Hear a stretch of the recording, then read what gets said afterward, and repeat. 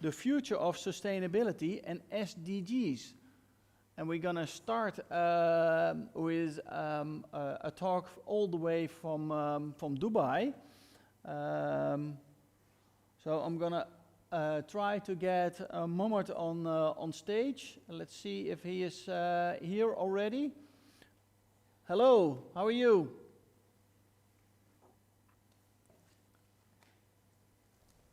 Hello, how are you? Good, how are you? Yes, can you hear me? Yes, very well. Well, great. We just put you on stage, so you're live again, live here at Real Estate and Building Futureproof. It's great to have you with us. Thank you so much. I'm very glad and pleased to be here speaking to you from Dubai. Yeah, that's amazing. Well, we're here in Amsterdam. We have a rainy day here in Amsterdam. So how is the weather in Dubai? Well, it's a sunny day, so we really looking forward for travels to be back so we can come and visit you and get some rains. That's great. Well, my brother lives in Dubai, so I will come and visit Dubai also, so we can switch places. So, do you have a presentation with you? Yes, I do. Great. You can. Can I share? Yes, you can share. I can make it as long as you want. It can go 5 minutes. It can go 15 minutes. And I'll make sure it's 10 minutes as promised. Okay, cool. Well, go ahead and have fun. I start? Yes, you can start. Great. 1, 2, 3. Hi, everyone. This is Mahmoud AlBurai. I'm speaking to you from Dubai. Today, I'm going to speak about SDGs post-COVID-19. So SDGs has been there since 2015, Sustainable Development Goals. But what's different nowadays is the COVID element. So what's the COVID element? We've been always talking about sustainability from economic, social, and environmental. And so much focus has been on the economic side, less on social, less on environment. And when I speak about environment, I speak about the overlap between the environment and human health. So please put this in mind till we come to the slide on healthy cities. Lockdown, everything were closed, roads, restaurants, airports, countries. And we started actually to miss the social animal we are. So the social side of we as a human. And as a human, as you know, we are social before we are a human. So the social side has been always a great thing that we look for. And in this COVID period, this is something we missed a lot. There was an article in Foreign Policy magazine in March 2020 talked about how the world will look like after coronavirus pandemic. The most important part of this actually, they're talking about there's going to be so much focus on sustainability post-COVID. There's so much focus on resilience. So what we're seeing is new trends that are going to prevail in the post-COVID era. Let's remind ourselves, the globe we're living in has 836 million people living in poverty, 828 million people living in slums. A call for the real estate industry here. 65 of them have been forced from their home. We call them refugees, according to the UN. In addition to that, we've been witnessing a lot of disasters. And in the last 30 years, actually, disasters frequently has doubled. And the ones we're having nowadays, the COVID is one of them.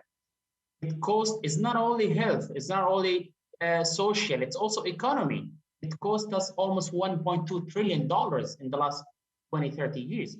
So the need to invest in reducing disaster is another element of sustainability. So I want you to take sustainability and resilience as a package here, as we're building post-COVID healthier cities.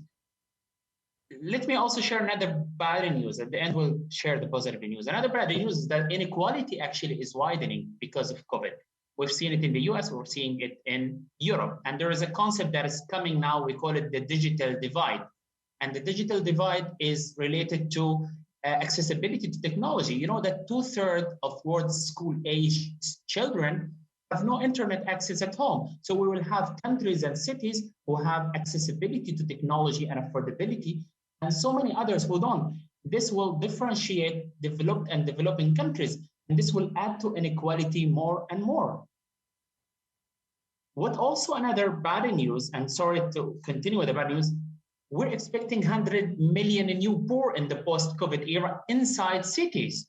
So the inequality is widening, the poverty is worsening, and this is what's expected from COVID. So why I want to focus today on the social sustainability and the environmental sustainability, because there has been so much talk about economic sustainability and creating jobs and economy. But what kind of society you want to build? What kind of communities? So if we want to be socially sustainable, we need to build equitable, diverse, connected, and democratic places and provide people with quality of life. So quality of life is key. We need to understand what is it that people need from places and how we can create better places for them. So again, this is the SDGs and the different layers of SDGs. But part of it is actually how we build healthier cities, how we create health supportive environment. We've seen the cost of not building healthier city is we have paid 3.3 million people died because of COVID. 300 million, I think, got infected. So it's not a joke. It is a real call for us to invest in healthier, greener, sustainable cities.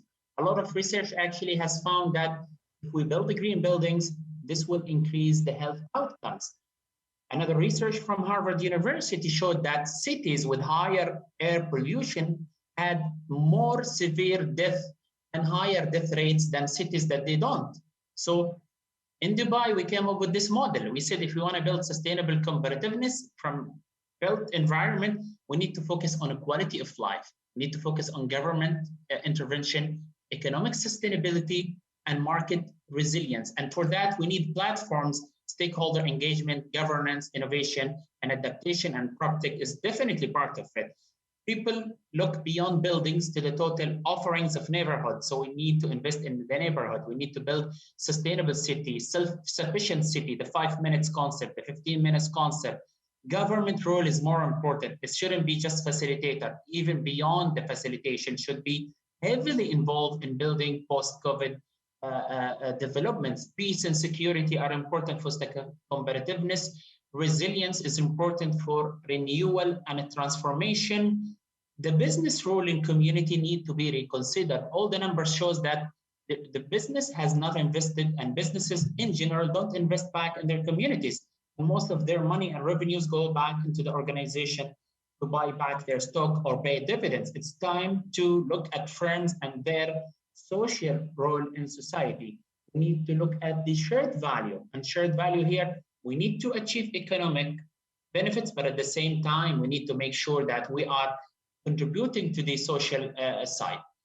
Right to the city is a concept. We need to build cities that give people freedom of expression, give them private space, and more public space than private space. A lot of countries and cities fail because they build exclusive institutions. And here we call for inclusive institutions that include everyone, and everyone is part of the development. No one is left behind. And as William Shakespeare said, what is the city but the people? So let's bring people back to the equation. Let them own the streets back. We've been developing cities for cars. It's the time to own streets for pedestrian, it's for walkability, it's for mobility. What we're missing better social life in cities. We're missing trusting cities, because this is what makes happier cities. We are having a lot of close community. Let's open up our communities, make it more connected. Let's plan our cities for people and places rather than plan our cities for cars and traffic. Let's invest in green infrastructure. Let's invest in affordable housing. Let's not build cities only for rich, but cities for everyone. Recently in Dubai, we announced our 2040 plan.